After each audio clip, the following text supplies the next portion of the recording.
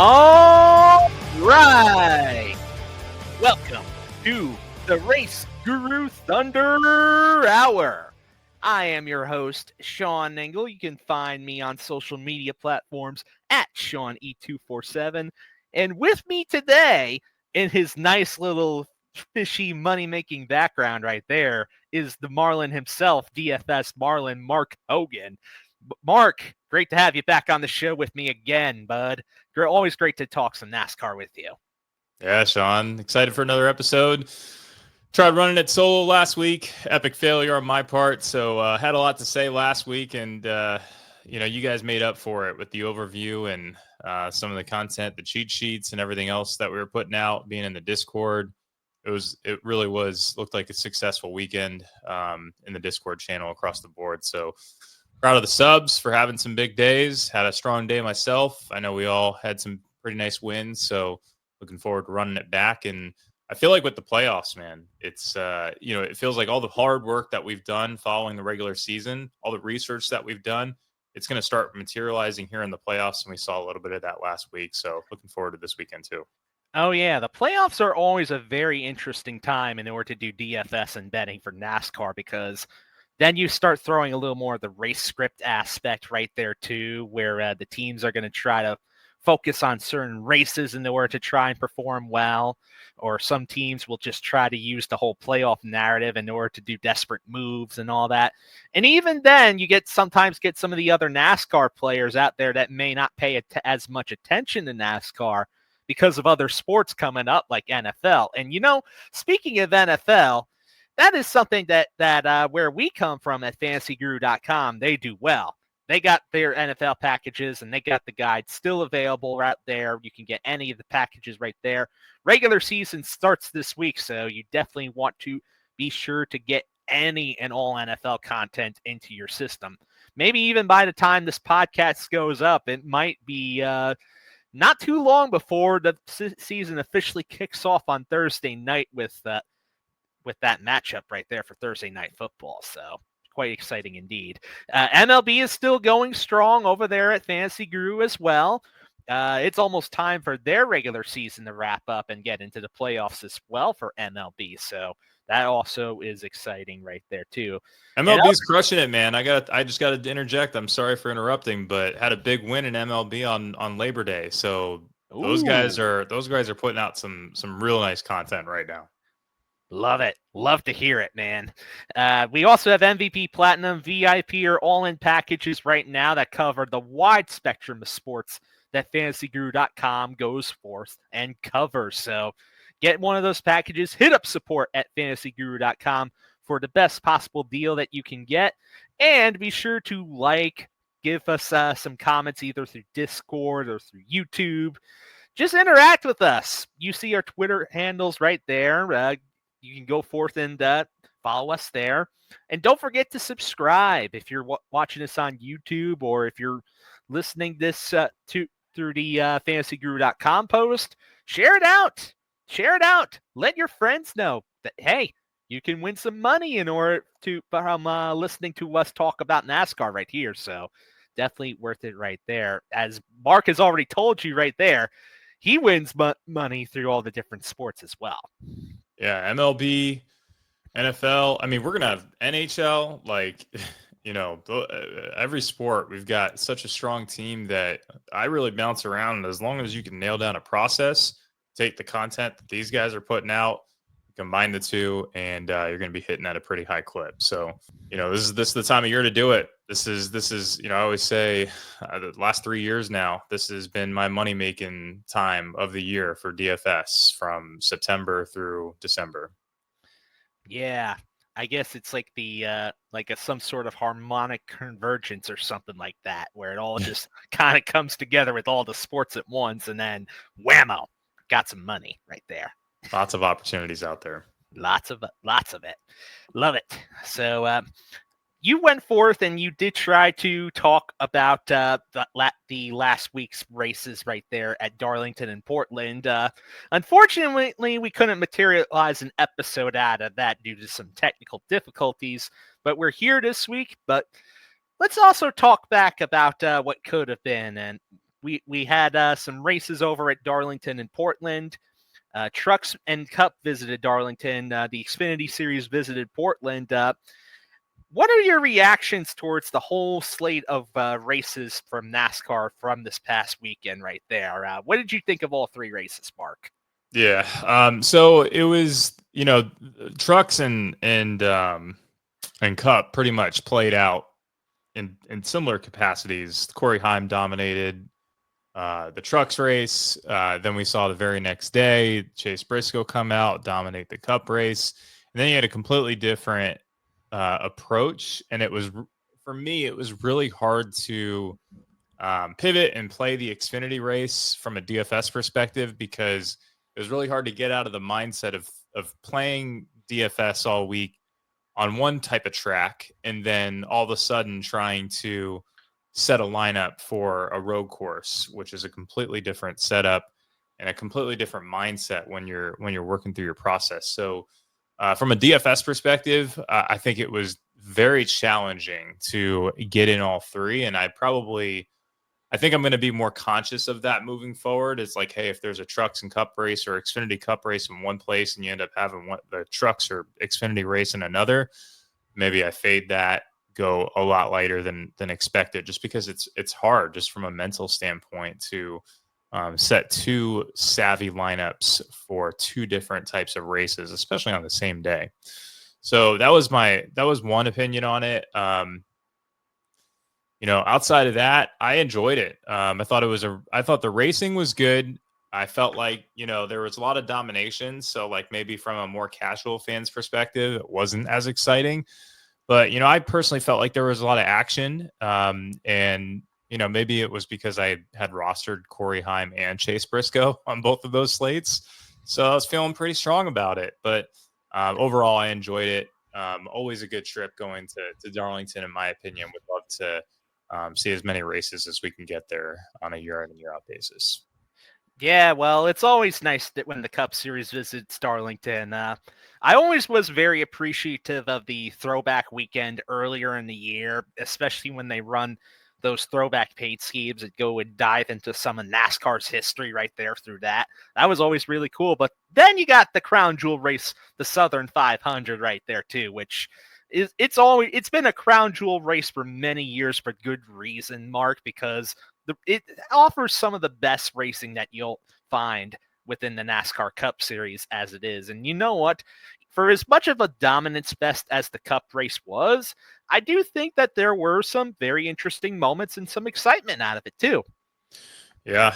I mean, the short tracks too, what I enjoy about it is it almost rewards guys that do well in qualifying a little bit more. Whereas like you get on a super speedway, it doesn't matter where you start on the track. So I enjoy that aspect of it. And it helps, from a DFS perspective, kind of key in on some drivers and set some nice lineups too. And you have to be careful, going after some of these guys in 34th, 35th, 36th place, because, they can quickly go a lap down. It'll be interesting to see. I think we can get a little bit more aggressive with place differential this week, though. Yeah, that is for sure. Even though Corey Heim ended up winning the truck race, he was not the most dominant truck leading the most laps. That ended up being Lane Riggs. He ended up fading back towards the back there pretty late right there. Dominance was the story of all three races, but I thought it was interesting, though, that Connor Zilisch, he almost had an absolute perfect race right there up until that very last caution that you can argue, which you do not see too many instances where a driver ends up being so dominant that they lead every lap. In fact, the last time you think of that in the Cup Series, for example, you got to go back quite a few years for that one, Mark. It's something that does not happen very often. And even with Chase Briscoe right there, he ended up leading 309 of the 367 laps, which is absolutely insane. They even showed the graphic on the broadcast about how many different times a driver has led over 200 laps and have gone on to fail to win at Darlington right there, Mark. So the fact that Chase Briscoe locked it right in and got that victory, quite an impressive and quite a statement victory, I'd say right there, Mark. I think he's making the case for having been the most disciplined driver of the whole pack here for this year. It's, I feel like race in and race out, we keep saying, wow, Chase Briscoe, excellent on fuel mileage, doing well with tire management. I mean, it was something that I was trying to hit on with the unfortunate fallout of the podcast last week, but just someone who you can lean on, and if he qualifies well, why would you not take a shot on him other than just the name not being the Hamlins or the Bells or the Blaneys of the world? So over the last week, I ended up making an article that previewed the entire playoff picture over at fantasyguru.com. And in that article, I went ahead and mentioned about Chase Briscoe, saying that I think that out of anybody there that's not one of the obvious favorites, I think he's the perfect dark horse contender to go all the way and win the title this year. And at that time that I wrote that article, his odds to win the championship were plus 2,000 there. Ooh. Ooh. That would be a hell of a payout, man. That would be a hell of a payout. Unless he ends up faltering and getting into a must-win situation within one of the later rounds, I don't think we're going to be seeing him get that deep again. We'll see. We'll see. I do have to, speaking of call-outs, that's a heck of a call-out.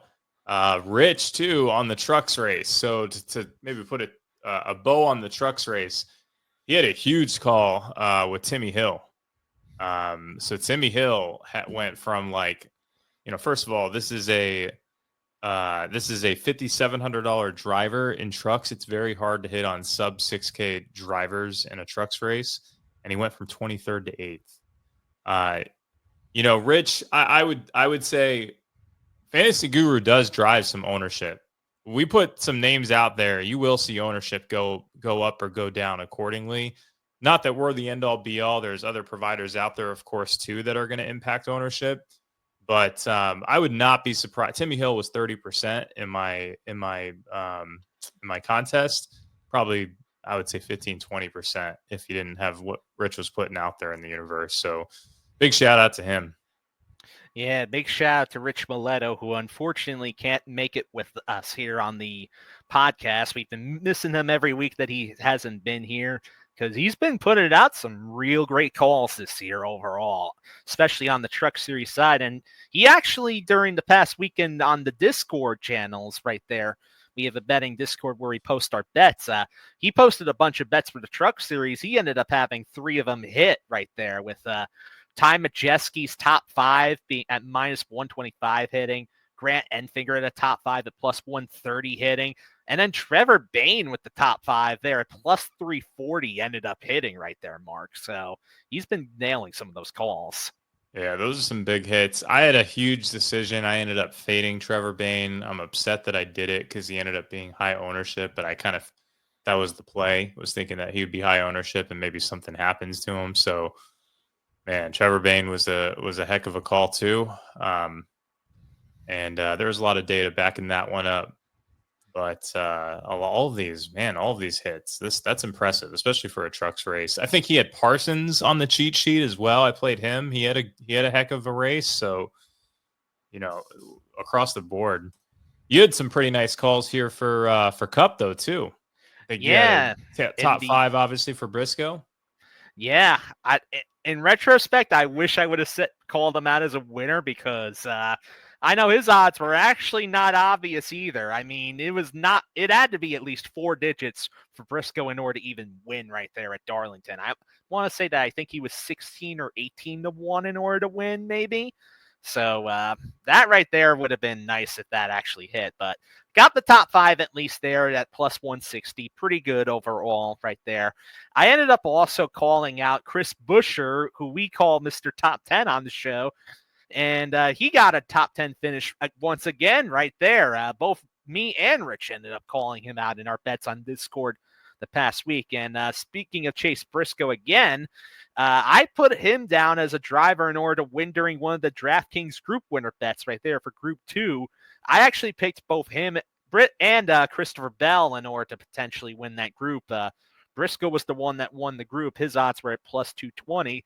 And then Rich ended up calling one other bet that I was kind of a little unsure about calling at the time, but paid off for him, which was a head-to-head bet between Bubba Wallace and Ross Chastain, where Wallace was Rich's call right there, and he won it out with the 6th place finish right there, just one spot shy of the top 5. And, looking back towards the leaderboard there, Mark, it really was an explosion of Toyota dominance, and you even see it even within the finishers, because you look at the top 7 finishers, 6 out of the 7 were Toyotas there, with only AJ Allmendinger's Chevrolet in 5th, breaking up the whole Toyota parade at the front. Who you also had a nice call on that I wish we were able to harp on a little bit more, and that was my lineup. So it's like I got 9th place out of 670 people, and I had Hamlin, Reddick, Briscoe, Wallace, Allmendinger, and Todd Gilliland. Gilliland had a lot of data to back him up. So it's like, man, even Reddick was honestly one of the key cogs here for just being priced a little bit lower and then getting that 2nd place. But Bubba Wallace, man, 6th place, he recorded a decent chunk of some laps led and some fastest laps. So that padded his stats a little bit as well. And that's all you need out of a guy that's $8,500 who starts in 8th, is just go from 8th to 6th and, get a few fastest laps along the way. Yeah, Wallace ended up putting together another strong Darlington result right there. So good on Bubba Wallace in order to get it done right there, too. Also, quick shout out to the 2 Legacy Motor Club drivers, Eric Jones and John Hunter Nemechek, finishing in 3rd and 4th right there. A really impressive result from that team this weekend there, Mark. I mean, Legacy Motor Club, those guys have just been on fire recently. And I like John Hunter Nemechek. I didn't have much of a target on Eric Jones, but man, it just goes to show, when you're building your lineups, you have to consider correlating with some drivers on the same teams, because I feel like every time I hit, it's because I've got like a stack with like 2 different teams, and then I'll just throw in like a value player or 2 to round out my lineup. So there's so much correlation. That it's such a great way to approach tournaments in NASCAR DFS. Yeah, especially because we know this about the teams too. When a team is really good on a track, they're able to share data, share setups, and that in turn makes everybody on that team worth consideration for a DFS as it stands right there. So sometimes if you do know a team, or a manufacturer for that matter, absolutely owns a racetrack, great stacking opportunity right there for DFS. And we're going to be seeing that once again during this weekend at Gateway, but that's a tease for later. So and I would just have to add to the team conversation too, if you see some guys that get the starting position right around each other, there's a good chance they're going to be working together for a good portion of the race and sticking together and taking care of each other's cars. Now, that's not always the case. Sometimes we see teammates get into it, and we even saw that recently in a few past races. But look at last week's race. You had Eric Jones and John Hunter Nemechek throwing blocks left and right to lock down, some top 5 spots. So it can happen. And the one team that sticks out to me that seems to band together almost each and every week is Team Penske. So if we see those guys together again this week, maybe another sneak peek, but watch out, because that might be the stack to go with. Oh, yeah. I have some opinions on that, too, and I'm just going to say that's a tease for later, too. So a lot of teasing going around, but yeah, it's just we got a lot of juicy stuff in order to talk about today. So we still got at least 40 minutes right there, and no commercials, unlike NFL Red Zone is going to have this year. Taking a shot right there at that. Yeah, that's right. I'm going there. But we're not going to miss any football, according to Hansen.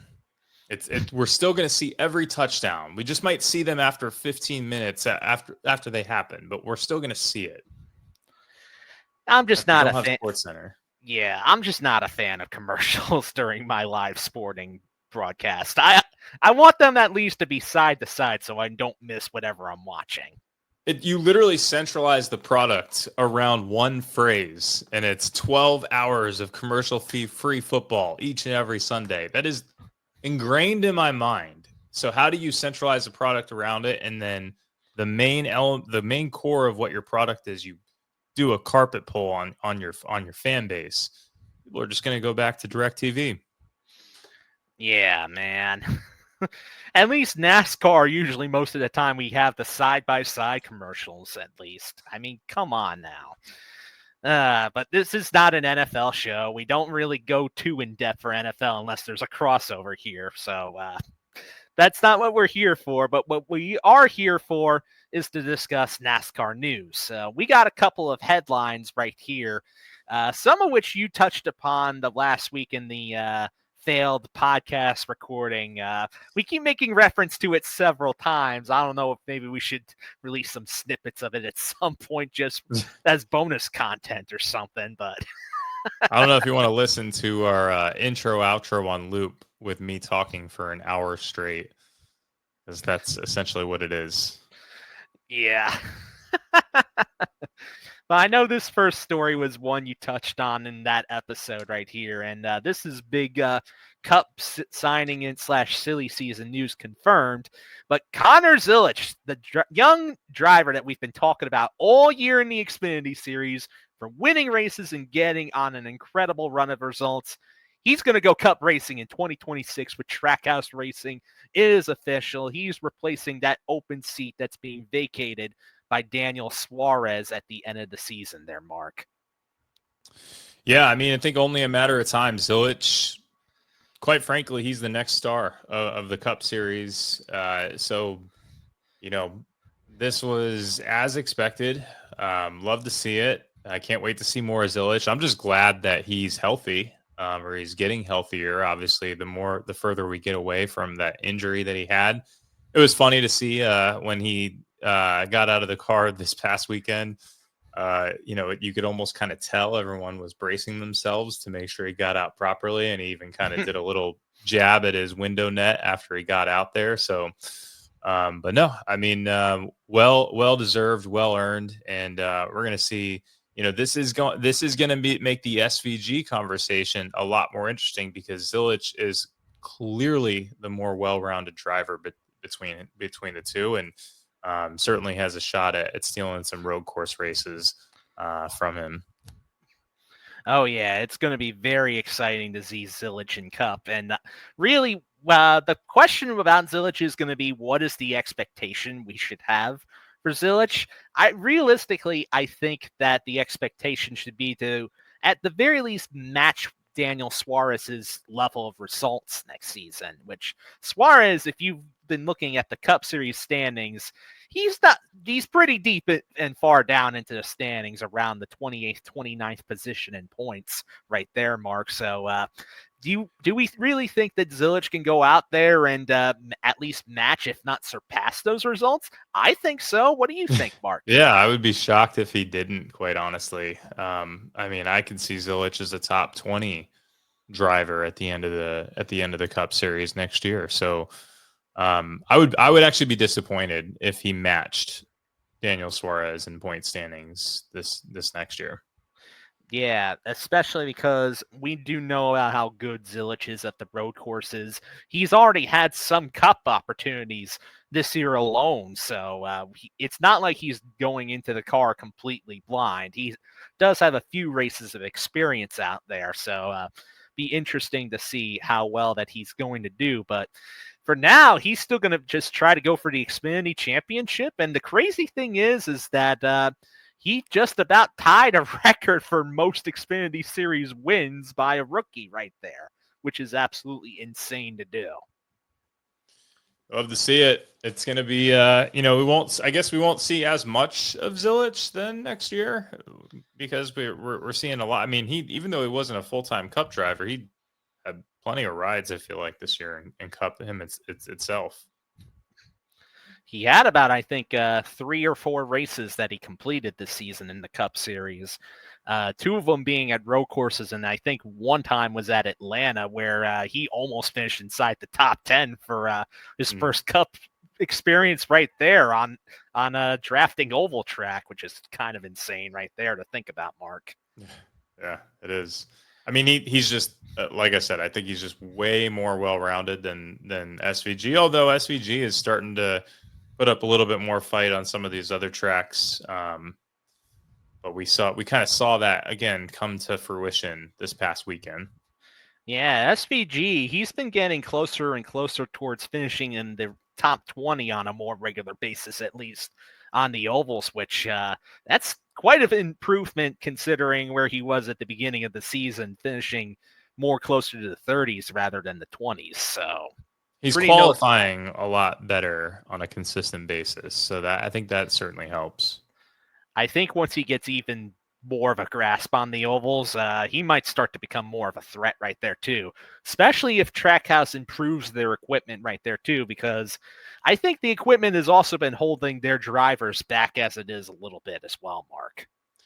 That's an interesting theory, especially for, maybe like a Chastain or someone like that, where, I don't know, Chastain's just been kind of static, I feel like, this year. Although maybe we see something this weekend. It's possible.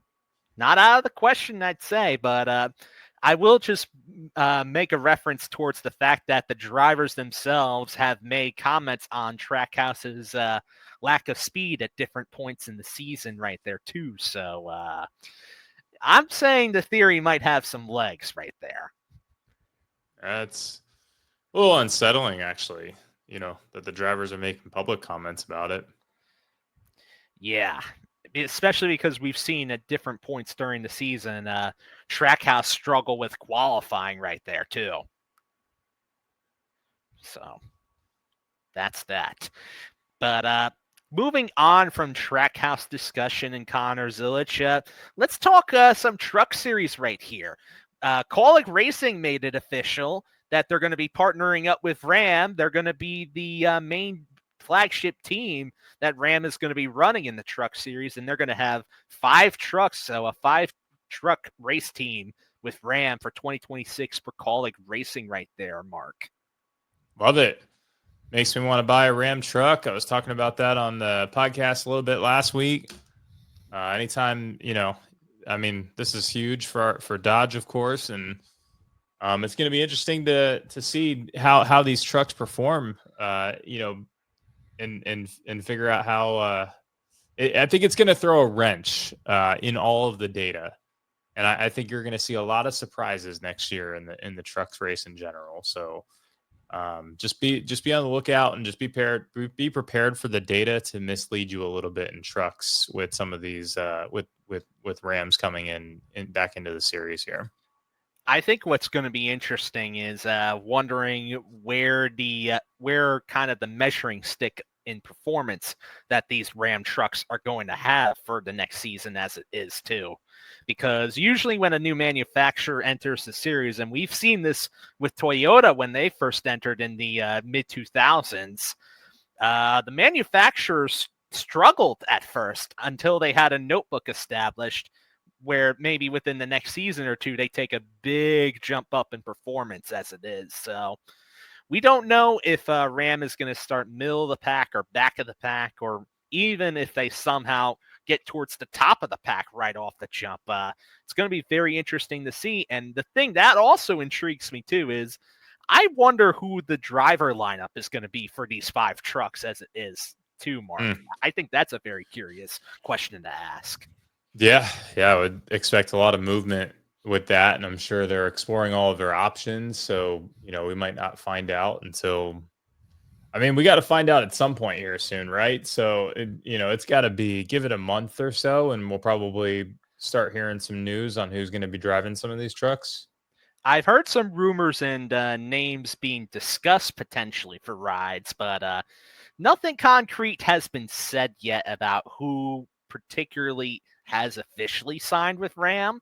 But there has been discussions going on with certain drivers. Like I know at one point I was hearing that Corey LaJoie might be discussed for one of the rides potentially. And another interesting connection that people made was when Ram made the announcement with Kaulig Racing. They were at one of the dealerships that were owned by Daniel Dye's father right there too, which is also interesting too. Dye did come to mind as a colleague guy, for one of these. So that would make sense. I'm curious to see, man. Colleague, that I feel like they rolled out a lot of charters, so should be interesting to see how it plays out, and if any guys can maybe some newbies too. Maybe we get a newbie or two coming up from one of the lower series and making a name out of nowhere in a new manufacturer. That would be something. If I was Colleague Racing, I would go forth and be making calls to somebody like Brendan Butterbean Queen right there, too, who's absolutely been killing it in the ARCA series this year.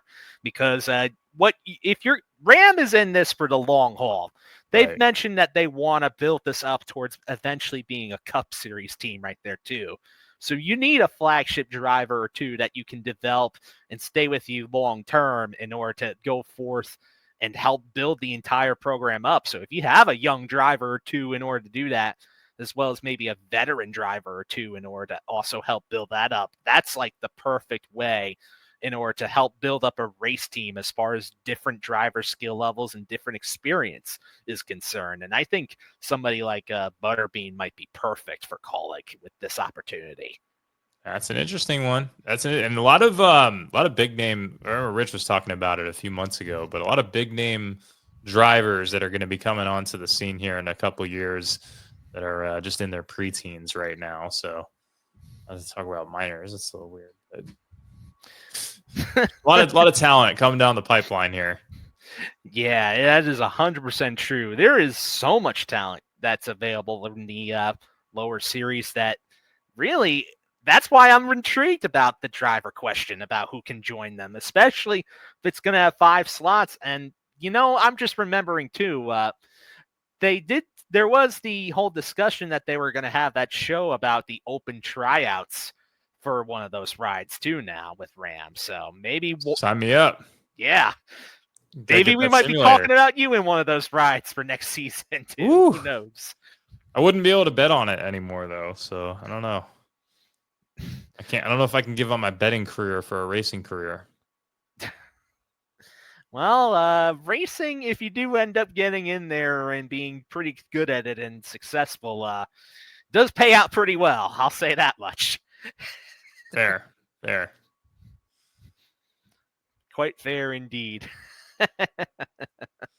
So what's going on with this? I don't know about this one. NASCAR is considering altering the eligibility standards for the fastest lap rule in 2026. What is that about? They're gonna change. If you have to be like a full-time. What's the deal here? So on the Hauler Talk podcast, that's NASCAR's podcast where some of the media people in the NASCAR media get together and they record a podcast, and some of the officials are on there. Usually it's hosted by the head of communications right there, Mike Ford. He went on the podcast and he basically was saying that NASCAR is going forth and considering making changes towards the fastest lap rule. Now, the fastest lap rule as right now is that in all 3 series, the driver that sets the fastest single lap of the entire race gets an extra regular point that they get added to their total as it is. And we've seen that come to pass throughout every race this season. In the Cup Series, though, this past weekend, Josh Berry ended up getting the fastest single lap of the entire race right there. So he earned an extra point towards his season-wide total right there.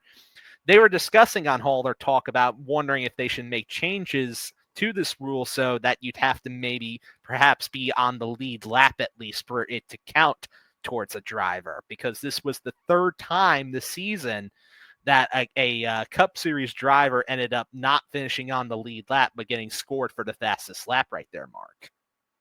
So would the rule be that they have to finish on the lead lap, or would the rule be that just whenever the lap is recorded, they have to be on the lead lap? That it would be, the only difference was that it'll count the fastest lap towards all drivers that are on the lead lap. Got it. Okay.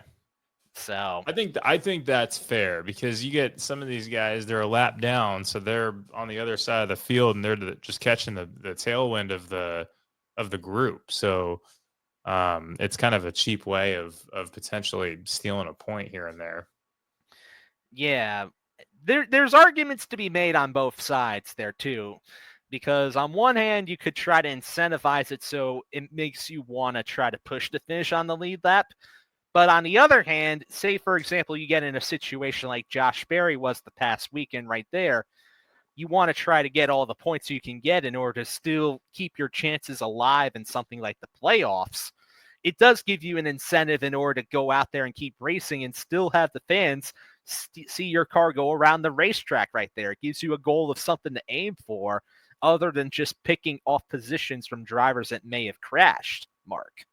Yeah, so this actually kind of triggers me a little bit when we talk about, some of these guys that get towed back and then they can still continue the race. That whole rule change that was instilled this year.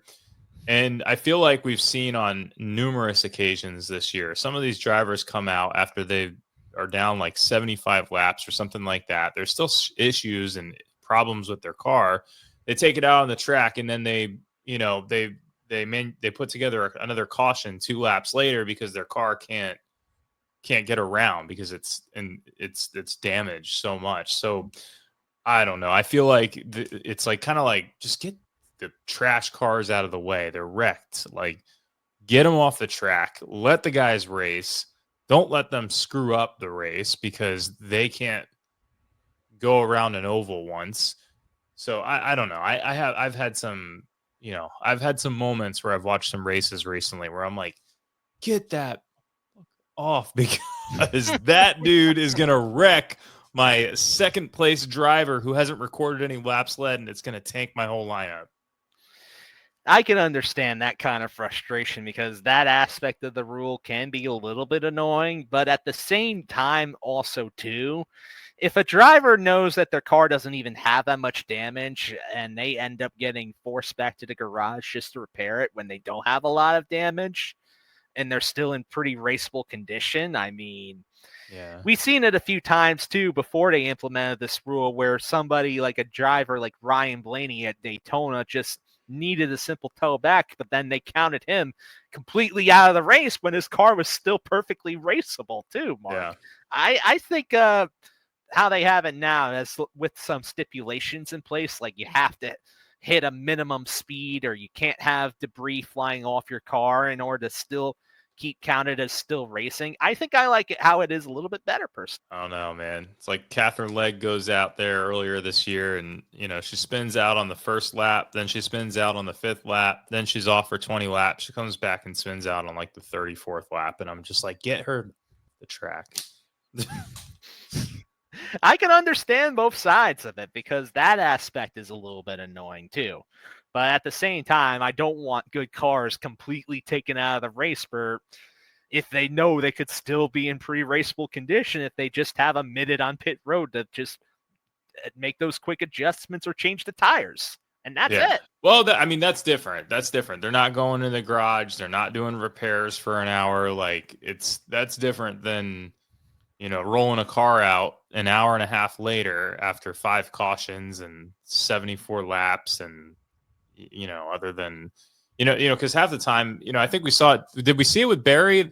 It was like if he didn't come out at a certain point, he wasn't going to pass anyone anyways, or, something along those lines. So, yeah, you also have that element to it where, like, why are these guys even out there at that point if they can't even, pass anyone that wrecks if they're so many laps down? Usually the only reasons to come out would be just to test the car and get data for it, or to do what he was actually trying to do and just earn the fastest lap to get that single point right there, because every point matters in the playoffs. But it's like, get him off, man. Like, if you want to test the car and get data, then don't wreck your car. Simple as that. At least he didn't once he got back out of the track right there. He just wasn't the fastest car. Yeah. He didn't wreck it at least, though, once he got back out there. That's fair.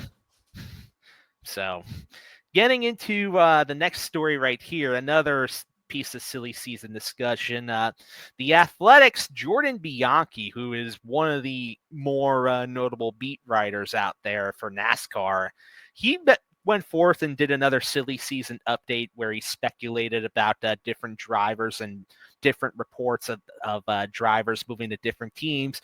He mentioned in one of his most recent updates that Justin Haley continues to be on the hot seat in that number 7 car at Spire Motorsports.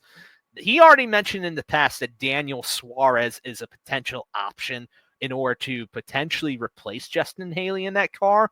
But now more recently, he also said that other than just Suarez, Ricky Stenhouse Jr. is a possibility to potentially replace Justin Haley in the number 7 car for 2026.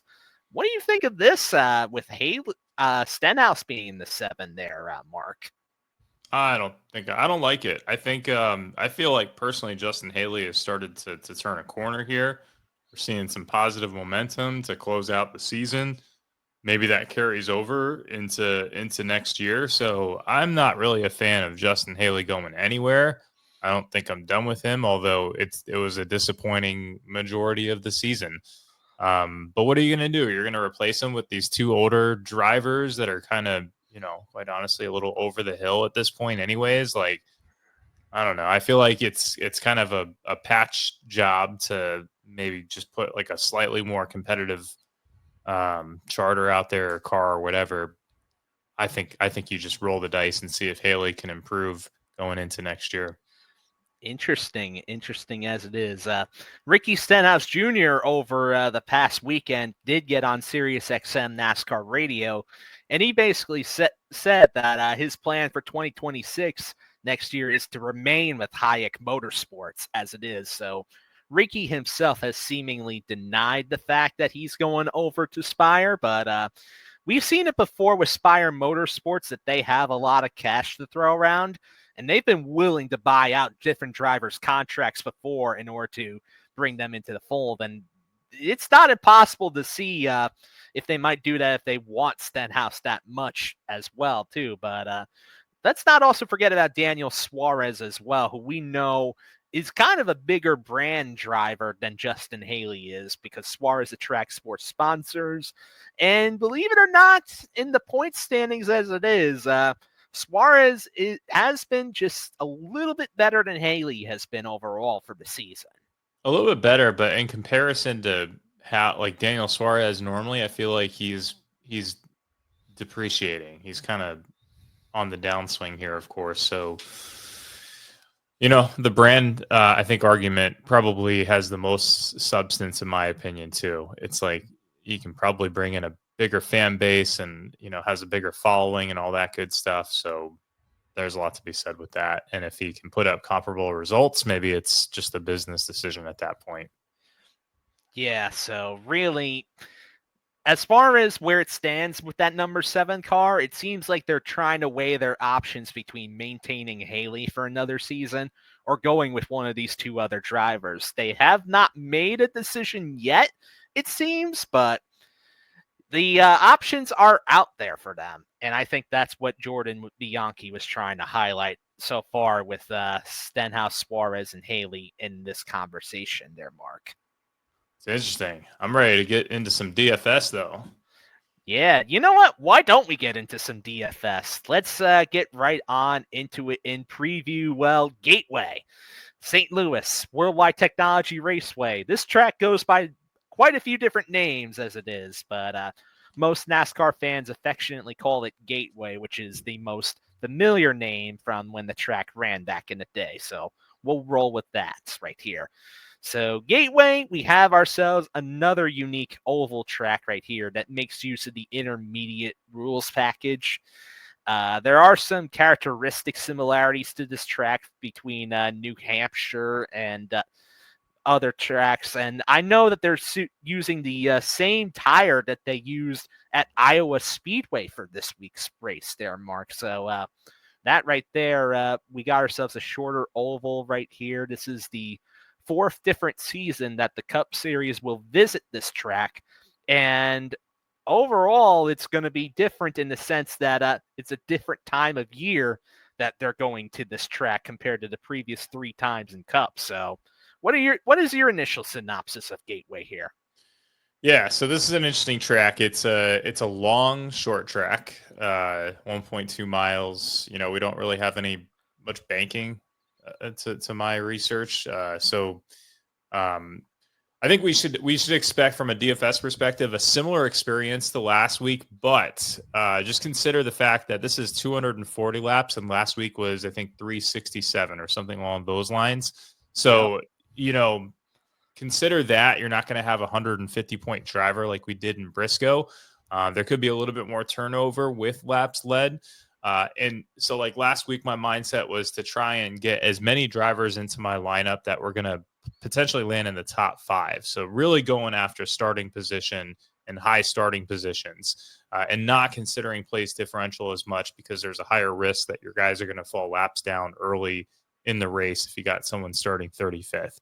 We're adjusting that mindset just a little bit for this weekend now, where now I'm starting to target my lineup and see if I can fit as many guys they're going to finish within maybe the top 10.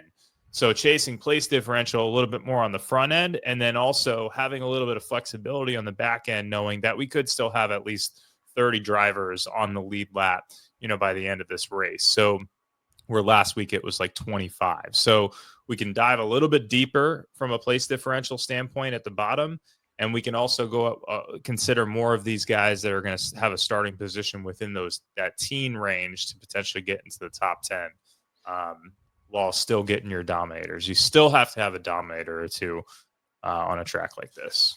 Maybe even 2, because within the past 3 Cup races at Gateway, only one time has any driver got on to lead more than 100 laps, and that was Kyle Busch when he won at this track in 2023 there, Mark. So overall, we've seen within each of the races a few different drivers end up leading for a portion of time right there too. So perhaps maybe 2 drivers in order to consider as dominators may be the way to go. Yeah, I think so too. I like 2 drivers as dominators. That's honestly, when you're building your lineups, I'm really kind of just falling into that same type of build, because I'll take 2 different teams and stack them, and then, you know, fill my lineups up with a couple value plays. So that's going to be the same mindset overall with my lineup construction.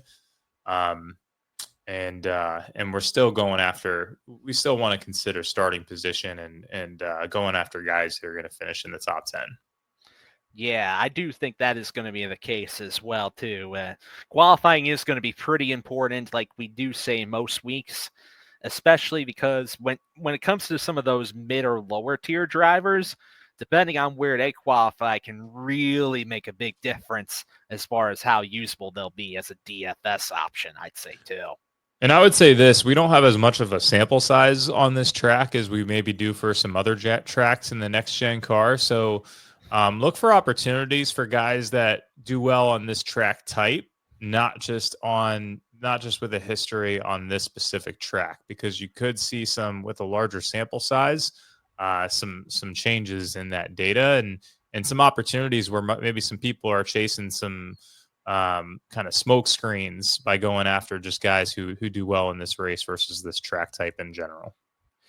I think that the best comparable tracks that you can get are New Hampshire, Iowa, and Phoenix, as it is. Some of these flatter tracks, or tracks that use the intermediate rules package that aren't exactly at intermediate level length, and that particularly screams Iowa to me, which we only raced on almost exactly a month ago towards this point when we're recording this pod. So the memory of that is still pretty fresh and recent, and I think that's going to affect our driver picks as well this week, as well as the bets as it is. We're going to be probably spreading ourselves out a little bit. We got ourselves a few different winners that we're going to definitely have our angle towards, but that we're going to also include quite a few opportunities for top 5s, top 10s, or even head-to-heads or group winners. All different kinds of bets. I think there's opportunities right here for that too, Mark. And just to put a bow on it, we also have to consider the playoffs. This was a talking point that I really wanted to hammer away last week, but I'm prioritizing playoff drivers, and that paid off last week, and I think it'll pay off this week. We have to consider playoff drivers' situations too. We have to consider a guy like Josh Berry is probably going to be very aggressive. Alex Bowman might be aggressive. Austin Dillon might be super aggressive. Joey Logano, maybe not so much. Even though he's on the cutoff line, he could just have a quality day and find himself ahead of like an SVG, but it's not guaranteed. So, we have to consider their playoff position, their seeding, what their history is on this course to try to determine what we think what each of these drivers' game plans are. And that should also clarify, some potential winning spots here leading into this race. So look at if you are not looking at the playoff picture in your process, you're doing it wrong. 100% agree with that too, because you think about it right now, we have one race down within the round of 16. There's only 2 tracks left within this round. You got Gateway this week, and then you have Bristol the very next week there too. There are some drivers that are way better at this track than they are at Bristol, historically speaking, and that also plays into their game plans too, right there, Mark. You mentioned Joey Logano. You think maybe he might want to have a quality or conservative day? I don't think so in this case, because when you look at the track record, he is way better at this track than he is at Bristol. And I'm sure the team has put that in their heads too, that they circled a race like this in order to maybe go for that win. And that's why for a top finish. Like, that's why I'm so into Team Penske too for this week, because it's like, all of these guys in these playoff positions are going to qualify. They have to qualify properly. So it's like, you get Blaney who's in 7th. You get Cindric who's in 9th, and Logano who's in 13th. They all start like at the end of the top 10 or 10, 11, 12. Like, they're going to be working together the whole time. They're going to be elevating each other and edging some drivers out in front of them. So it's going to be hard to not just roll out a full Team Penske stack, in my opinion. Oh, absolutely, too, right there, Mark. Couldn't agree more with that this week. Before we get into our driver picks, let's get into the list of the notables and the part-timers for this week's race. So the Truck Series, they're off this week. They're not going to be racing at all at St. Louis. So we just have 2 races to cover this week, Xfinity and Cup. Now, Mark, you want to go forth and read the nice big list for Xfinity this week here? Yeah, I'll read you through it here, since I did it last week. Just no one heard it. So we got Nick Lights in the 07 with SS Greenlight Racing for Xfinity. Daniel Hemrick coming back in the number 11 for Colleague, who we just met reference. That's going to be an interesting one. Garrett Smithley in the number 14 for SS Greenlight Racing as well. Corey Day in the number 17 for Hendrick Motorsports. That's always an interesting ride there. Eric Almirola, number 19 for Joe Gibbs Racing. Can expect probably a pretty strong car out of him. Jordan Anderson in the number 32 for Jordan Anderson Racing. Glenn Reen, number 35 for Joey Gase Motorsports. I feel like Joey Gase Motorsports always has these kind of, one-off fill-in drivers here. LeVar Scott in the number 45 at Alpha Prime Racing. Joey Gase also in the number 53 for Joey Gase Motorsports. Thomas Annunziata in the number 70 for Cope Family Racing. And Cole Raz, I don't know if I'm saying that. All right, Cole Raz in the number 76 for AM Racing. And Matt Mills in the number 91 DGM Racing. Matt Mills, that might be an interesting ride to consider here as well. Oh, yeah, there's quite a few interesting names that you read right there. Interesting to see Daniel Hemrick back in the Xfinity Series with Colleague right there, which was his former team that he drove for in the Xfinity Series. So that's a reunion of sorts right there, too. Corey Day is going to be interesting. Eric Almirola is always a name to watch for when he hops into that 19 car. You got the pronunciation of Thomas Annunziata right, so there you go. Good job right there, Mark. And Cole I don't think I'm rostering them, though. Yeah. Cole Raz, he's in the second AM Racing entry for this week's race. It's interesting that they're putting a second car into this week's race right there. Normally they just have their main team with Harrison Burton behind the wheel too. So curious to see how that's going to do as well there, Mark. Yeah, maybe Hemrick with Colleague. Maybe that's a sign for a trucks ride, sign of things to come. Ooh, yeah, that's not a bad guess either, too. We don't know his situation if that's going to continue with McAnally Hilgerman Racing next season. So good call out there, Mark. Good call out. As for the, go ahead. No, I was just saying we'll see. We'll see what happens. Yeah, there we go. Nice. As for the Cup Series, there's no notables or part-timers in this week's race.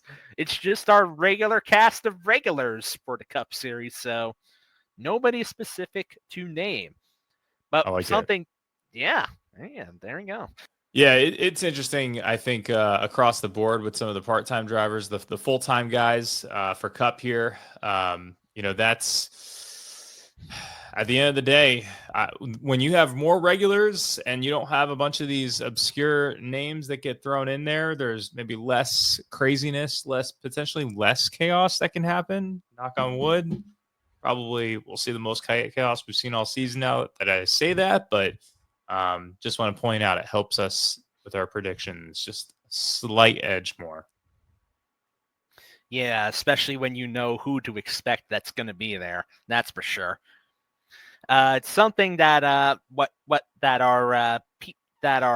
listeners and watchers do expect, though, is for us to talk a little more about FantasyGuru.com right there. So just as a reminder, NFL season is here.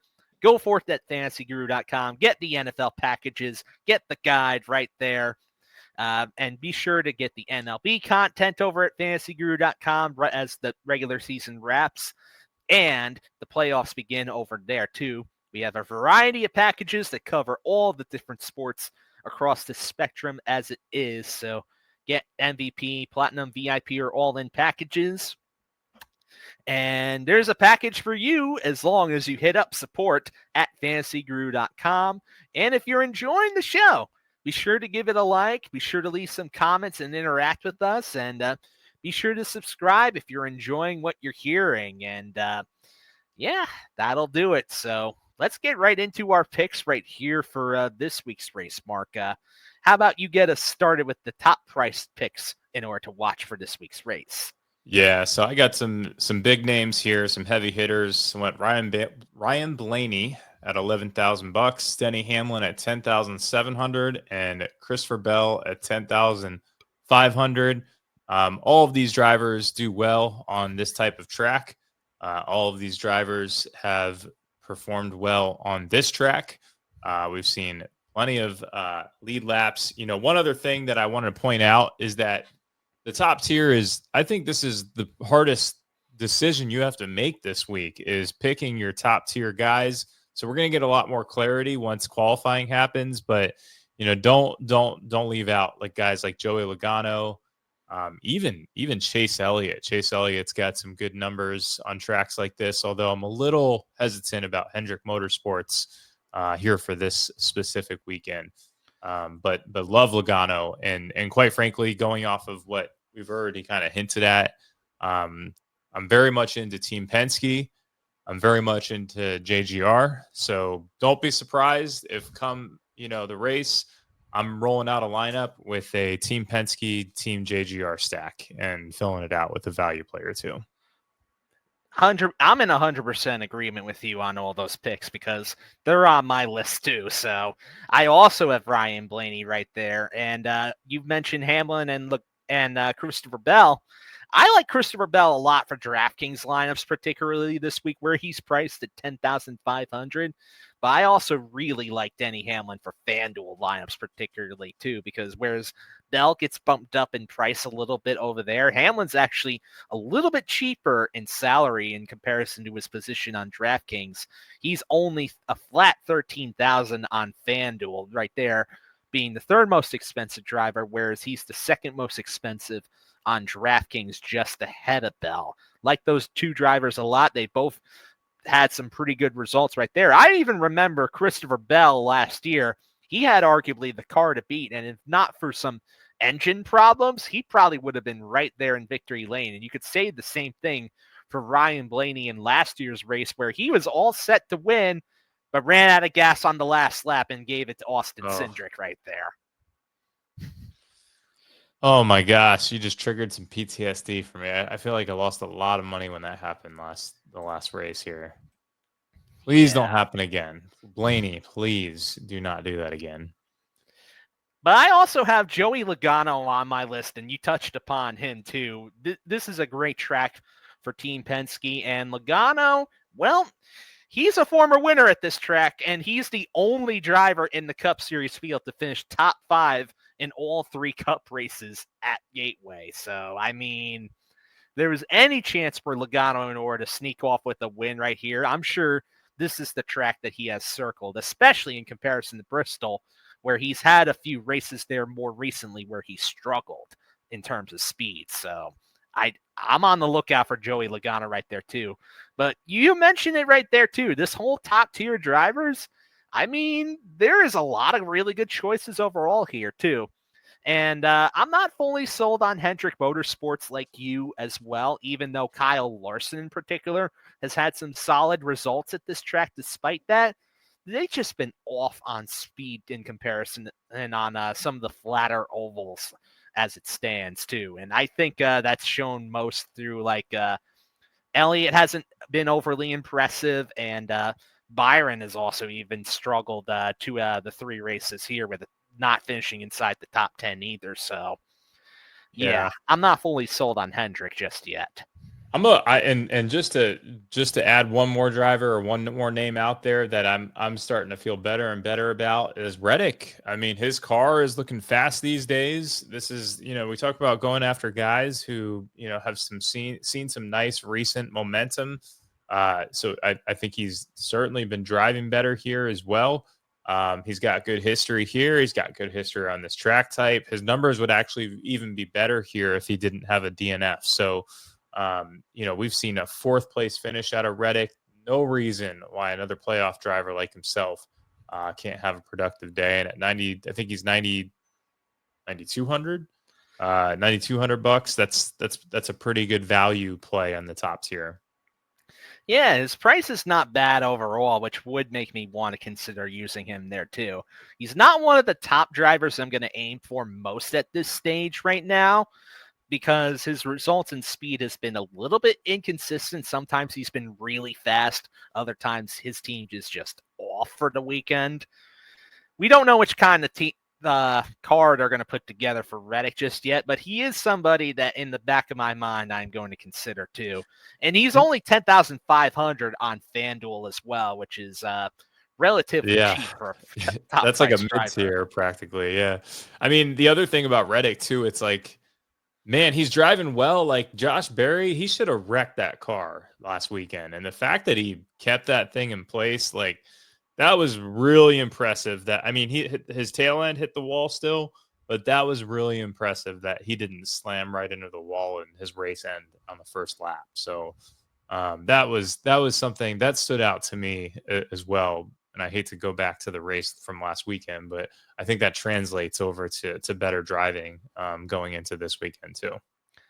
Yeah, and he really improved his playoff position as a result from, even though he was so close to just stealing the win from Briscoe at the end there, because he clearly had the better car on the longer run, but just did not have enough time to get there. So that was unfortunate for Reddick, but that was probably his best drive of the season so far. I think so too. It's coming at the right time. We'll see.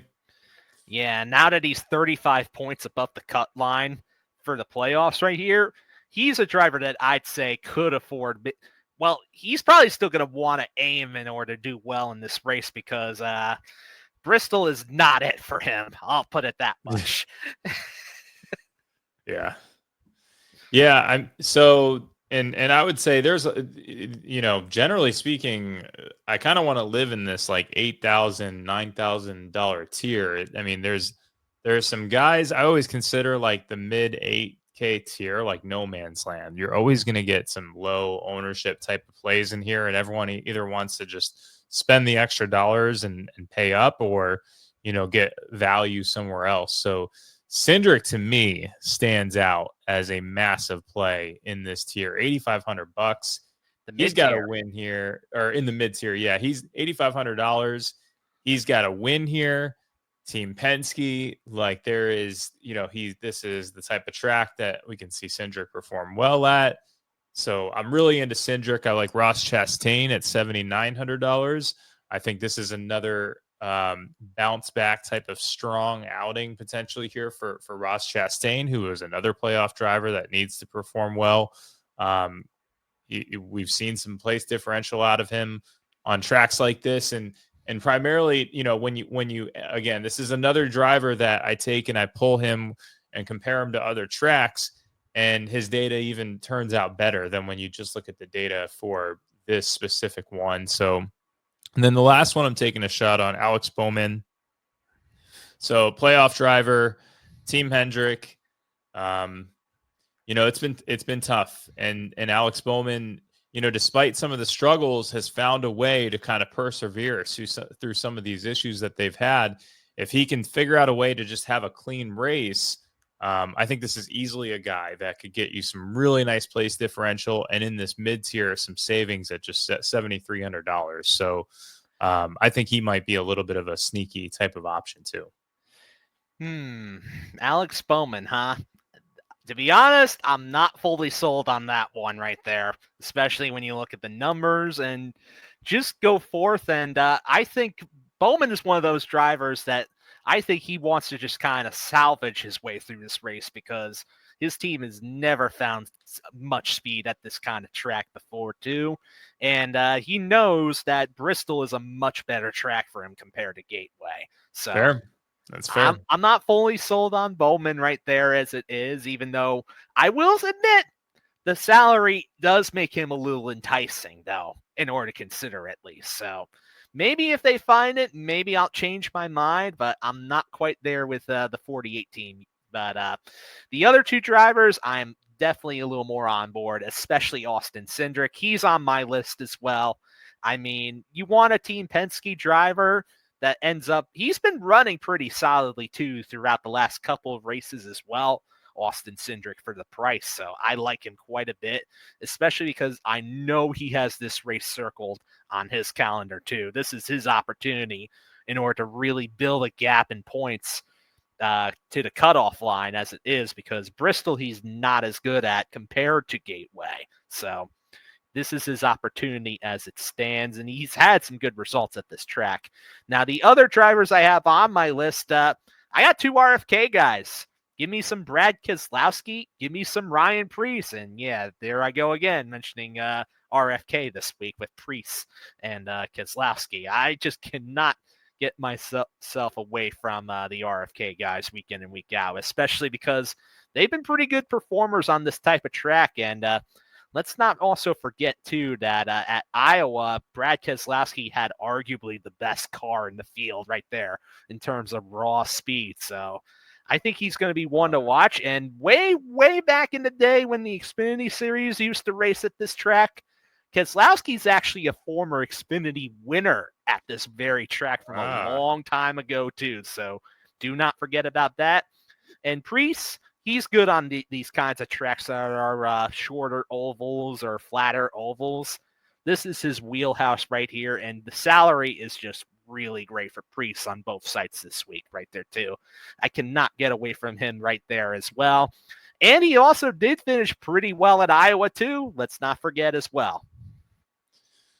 Yeah, I like that. It's like RFK is definitely a close second place or third place when it comes to a team stack for me, and it might honestly be the direction to go to balance out your lineup enough and being able to squeeze in multiple dominators. So I like that strategy a lot. I think it's a good play, and to go into what you said, they've been these guys have been driving well week in and week out, and even last week it was a pretty strong outing, at least for Keselowski. I think for Preece too. So my sleepers though, so I went with guys that have place differential not just on this track but just on this track type. guys that have been performing well as of recent, and have a again, a stronger start than finishing position on average. Justin Haley, we talked about him in the news. I think Justin Haley needs to prove himself here. I think he's been driving better. For all the other reasons that I mentioned, I think that Justin Haley is a fine play at $6,300 and probably will give us single-digit ownership. John Hunter Nemechek is going to be $6,400, and he's probably going to be the chalkier type of option. So I feel like Haley is the perfect pivot off of Nemechek this week, but I've got him listed too. I don't blame you if you play him, and maybe that's the play where you just play both within that range, get a little bit of chalk, get a little bit of contrarian, and then you mix in a guy like Todd Gilliland at $5,500. And Gilliland's my favorite just because of the sheer fact that he gives you that extra savings and salary relief to maybe pay up for an extra dominator, and that's so important. We have to get guys that are recording laps led. So to save you $800 and go from 6,300 or 6,400 to 55 with a guy like Gilliland, who's got some really strong numbers here himself in that price range, give me Gilliland all day. I actually don't mind any of these choices right there too. Haley, I think he's going to be a little bit qualifying dependent, but I think he can get it done. I actually quite like John Hunter this week. Legacy Motor Club, they've been performing very well in recent races, so I do like that call right there too. And Todd Gilliland historically has been pretty solid at this track in the Cup Series so far, and he's never had a finish with negative place differential as well. So certainly don't mind that call to consider right there too. It's funny. I'm saying I'd go with these calls, yet none of these three drivers are within my choices this week. That's a good thing. We're giving options. There just is a couple of options on offer, including John Hunter Nemechek's teammate, Eric Jones, who's been running incredibly solidly within the last couple of races, regardless of track type right there, too. And he's coming off 2 straight top 5 finishes the last 2 Cup races. And even within Gateway right there, too. I mean, you look at the finishes right there. He has 2 finishes with positive place differential with 2 top 20 finishes, and one of those being a top 10 finish of 7th back in 2022. So I like Eric Jones quite a lot this week, and I think he's also going to be a little bit sneaky as well, too. So give me some of that 43 car. Give me some AJ Allmendinger. I know you last week, you mentioned that I had him on my list right there, too, as a sneaky driver in Oracle. He finished 5th the past weekend at Darlington, but even just when you get past that, Allmendinger, he's in solid equipment with Kaulig Racing, and he has 2 top 15 finishes in 2 Cup starts at Gateway right there, including a 10th place run in 2022. So Allmendinger's performed some pretty relatively well at this track as well. And then I'm going with another teammate situation there where you use Todd Gilliland. I'm going with Zane Smith right here for my last slot right there, too. His teammate priced very similarly, just a little bit more expensive on DraftKings, as it is only just $100 more. Whereas on FanDuel for Zane Smith, he's also $500 more than Todd Gilliland on FanDuel as well. So still brings a lot of cap flexibility, but still is able to bring some results. And, well, Zane's been running a little bit better and more consistent than Todd Gilliland has the past couple of races this season, too. So I also think that Zane might be worth watching as well, too, just like Todd. And that's a beautiful stack because those two could easily start right around each other. Same thing with Jones and Nemechek. I mean, we literally saw it with those guys. It's I think, out of the 3 that you mentioned, Allmendinger will probably be the lowest owned of the 3, surprisingly, just because of Zane Smith's, his recent success and the fact that he's got some really good track history here. So naturally, you're going to see some ownership on him. Although Eric Jones, he could sneak by with some low ownership too. So we'll see what happens there. I love all those plays. All of those guys were in my on my radar and of consideration too. So I think we've got plenty of value tier options, honestly, plenty of options across the board, and we'll have a lot more clarity by the time qualifying happens. Big time, 100% right there too. And there's even other options right there too that I certainly don't mind as well. Like I was considering even Daniel Suarez on my list a little bit. And even if you really wanted to get super deep and just save on money, I think this is not a bad week in order to consider Ty Dillon as well. I'm so glad you said that because I was looking at him. I didn't want to throw him out as my main three in the value tier, but again, like the savings that you get on a guy like that who, can take advantage of just sheer other guys wrecking and stuff ahead of him. It's very low risk for high reward considering what that allows you to do for the rest of your lineup. So I'm on board with that too as maybe a very contrarian play. I think if you're going to go below Gilliland, I think Ty Dillon is the play in order to consider right there. He's in better equipment than some of those other drivers around that same price, even just a little bit above him or below him. And it's such a difference in performance that he's the only sensible guy that I like when you get that deep. Yep. I'm with you on that. So I feel like you and we basically kind of just threw in some stacks here for our core four, but I feel like we're pretty aligned in general with our thought process here. Yeah, I do think so too. For my DFS core fours that I've got Ryan Blaney at 11,000 on DraftKings, 14,000 on FanDuel. Most expensive driver on both sites, but man, Blaney is just really good at this track. As is Austin Cindric at 8,500 on DraftKings. He's 10,000 on FanDuel right there. So especially like in that FanDuel price for Cindric. Brad Keselowski is next on my core. He's 7,700 on DraftKings, 8,200 on FanDuel, and I'm rounding out my core with Eric Jones at 6,500 on DraftKings and 6,000 on FanDuel. Yeah, so I decided to I put JGR in my lineup here. So I got Denny Hamlin at $10,700, Christopher Bell at $10,500. If you're going to do that, you're going to have to pay down in the value tier quite a bit. And Todd Gilliland is going to be one of my options I recommend that's in my core four as well at $5,500.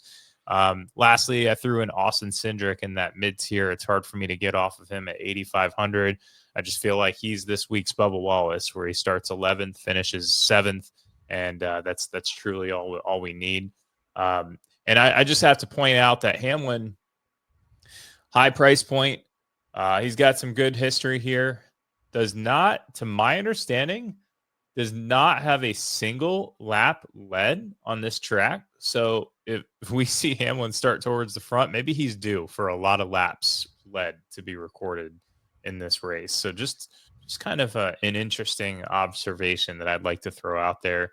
And then, so for my core four betting winners, again, I like to, if I have a core four in DFS, get a little bit different, have somewhat of an overlap if I feel really strongly about a few spots.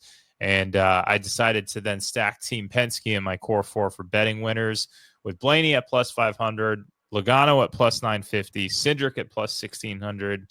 And then to wrap it up, throw in a 23-11 guy, a guy with a technical alliance here with Denny Hamlin and JGR, Tyler Reddick at plus 1,300. So getting my exposure to Team Penske in some sort of capacity as well.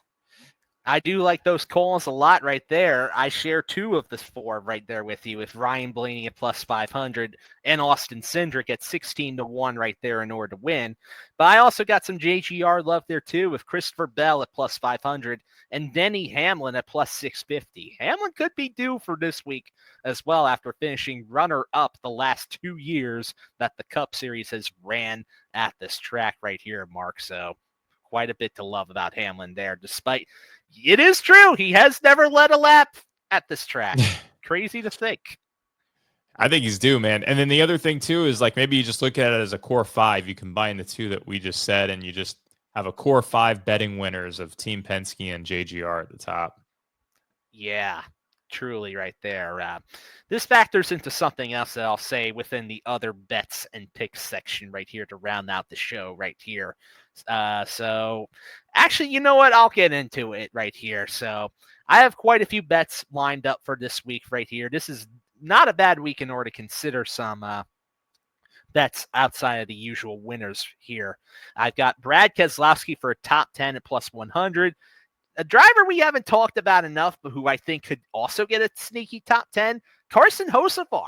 Give me a top 10 for him at plus 130 as well here too. And he did get a top 10 last year at this very track. Eric Jones for a top 10 at plus 240. AJ Allmendinger, I have to kind of shout this one out for a top 10. It's plus 500 for the Dinger to get a top 10 this week there, Mark. Quite crazy. That's an excellent payout. Oh, yeah, for sure. Joey Logano for a top 5 at plus 120, as is Chase Briscoe for a top 5 at plus 130. I got Austin Cindric listed for a top 5 as well at plus 200, which is not bad odds. Then I have a couple of group winner bets as it is here too.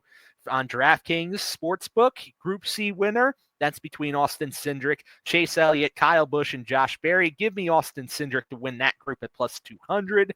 Group D winner, that's between Bubba Wallace, Brad Keselowski, Ross Chastain, and Chris Buescher. Give me Brad K in order to win that group at plus 240. You put those two group winners together, you can put them into a parlay of plus 920 right there, Mark. Love it. Yeah, I think that's a crafty way of getting some type of odds like that. I threw in a McChicken. I got a Alex Bowman at plus 4,500. I know it's ugly. It's disgusting. I feel like you cringed even just with me throwing it out there, but he's going to be aggressive. We could see him take a super contrarian strategy. And if he has a clean race, I truly think he can work his way all the way to the top. So Alex Bowman at plus 4,500. It's just a McChicken. So just remember that. Ross Chastain in the top 10, plus 120. I feel like plus odds for Ross Chastain to record a top 10 here. That is just kind of, that's freebie money considering he's a playoff driver. And then Chase Elliott versus Bubba Wallace on DraftKings in a matchup. Elliott just minus 125. I would think this is more of like a minus 165 type of bet. So again, another spot where I'm seeing some positive expected value. Like Chase Elliott, even though it's Team Hendrick Motorsports, he's got to have a good race, and I feel like he is much more likely to have a better race than a guy like Bubba Wallace on a track like this.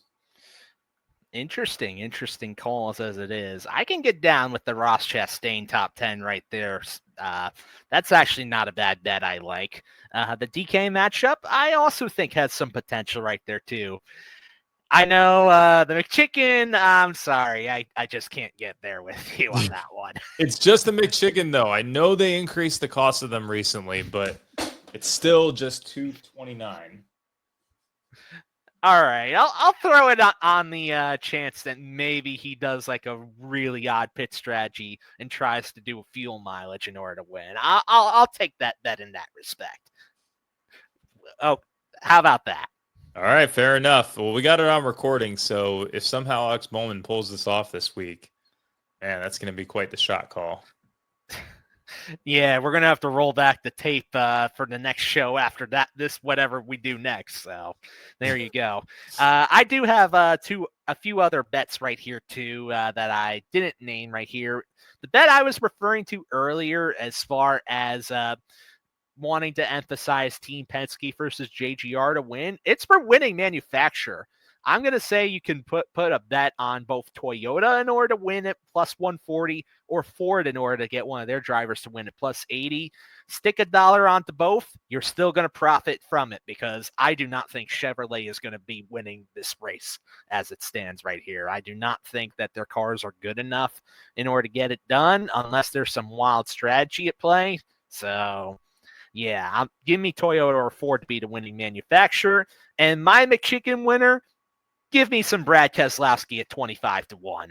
Let's just go with that right there. Love it. Brad spoiling a playoff race. I think it's in the cards. Narrative. Yeah. Oh, yeah.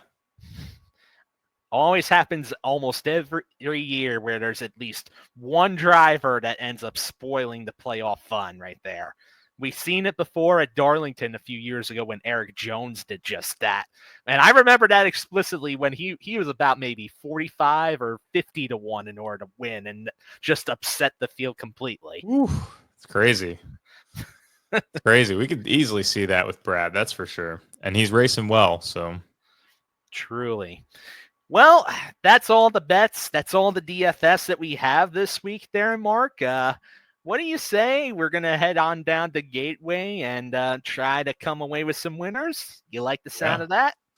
Yeah, just to close things out, I'll point out that, now that football season's back, the NASCAR DFS contests, the prize winnings have gone down. So you don't have these massive payout contests like we had last week. Last week was kind of the finale to the massive contest where you can get the big winnings, but there's still a lot of opportunity to play in these contests. And because those first place prizes aren't as appealing as they were at the beginning of the season and even last week, you're going to get a lot of savvy players who just move on to football and don't even look at NASCAR. So I truly think it's an opportunity where we can take advantage of some contest overlay, some contest not filling, and also some still really nice returns. We can still 10x our money, 20x our money in some contests if we're just savvy with it and lock in from that perspective. So just remember that even though the first place prizes might not be as enticing,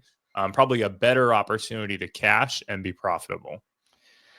Now, I will say that even though in general the prices are going to go down, I could see there being 2 weeks that are going to be exceptions to this rule.